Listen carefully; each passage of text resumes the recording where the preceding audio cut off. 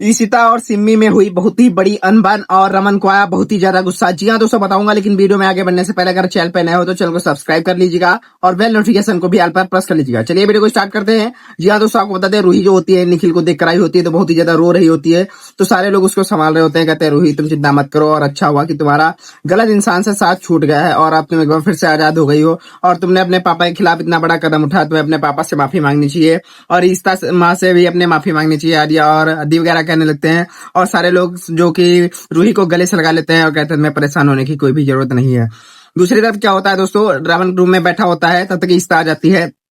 और ईशिता कहने लगती है रमन मुझसे आपसे कुछ बात करनी थी और गेट मैंने इसलिए लॉक किया है कि आप पहले की तरह फिर ना भग जाओ। तो रमन कहने लगता है हाँ बताओ मुझे, आप ईशिता मुझे तुम्हें मुझसे क्या बात करनी थी। तो वहां पर ईशिता कहने लगती है आप ये बताइए आप मुझसे इतना ज्यादा गुस्सा क्यों है और मैंने आपका क्या बिगाड़ा है। तो वहां पर रमन कहने लगता है मैं आज तुमसे बिल्कुल भी गुस्सा नहीं हूँ। और वहां पर दोस्तों जो ईशिता होती है वो कहने लगती है रमन से सॉरी रमन मुझे माफ कर दो, मैंने तुम्हारे खिलाफ जाकर उसका साथ दिया और एक मेरी सबसे बड़ी गलती थी और मैं सॉरी बोलती हूँ। तो यहाँ पर रमन क्या लगता है सॉरी तो मुझे बोलना चाहिए, तुम्हारी इसमें क्या ही गलती थी।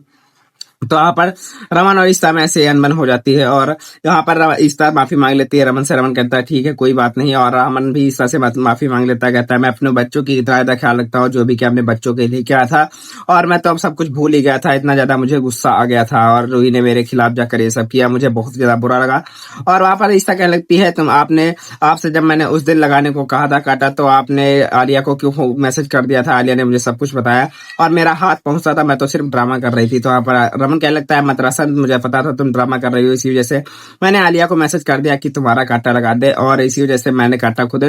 नहीं लगाया। तो वहां पर ईशिता कहने लगती है रमन मुझे पता था आप ऐसे ही ड्रामा करते हो और आप ऐसे मेरे बिना कैसे रह लिया और हम लोग साथ में कितना ज्यादा खुश रहते हैं और पता नहीं किसकी नजर लग जाती है एक ही साथ में कि हम लोग के साथ में ऐसा हो जाता है और दूसरे लोग देख के जलने लगते हैं। तो रमन कहने लगता है अब हम लोगों में कभी भी ऐसा इतना लड़ाई नहीं होगी और हम दोनों लोग एक दूसरे के बिना कभी रह ही नहीं सकते। तो आप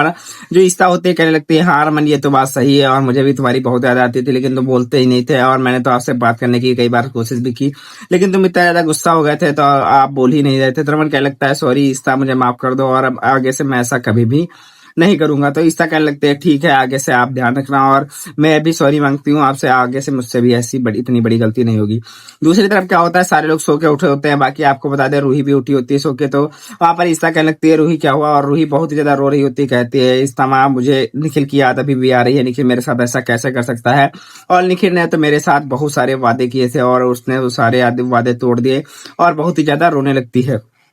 और बाहर आती है ईशिता सबको उठाती है। तब तक दूसरी तरफ रमन के पास भी सगुन का कॉल आया होता है और सगुन से कहने लगता है रमन कहने लगता है हाँ अब रूही उठी है और सब कुछ सही है बस मद्रासन को पता न लग जाए। तब तक ईशिता भी बाहर आ जाती है, कहती है क्या हुआ रमन किसका फोन था और वहां पर पूजा की भी तैयारी हो रही होती है और सब उनको सारे लोग चुप करा रहे होते हैं रूही को और रूही बहुत ज्यादा रो रही होती है, आदि भी चुप करा रहा होता है। लेकिन दूसरी तरफ क्या होता है सब लोग आरती के लिए तैयार होते हैं, वहां पर शेरावाली मैया की आरती होती है, नवरात्र लास्ट खत्म हो गए थे। तो जिसके तहत दोस्तों आपको बता दें सिम्मी से लड़ाई हो जाती है ईशिता की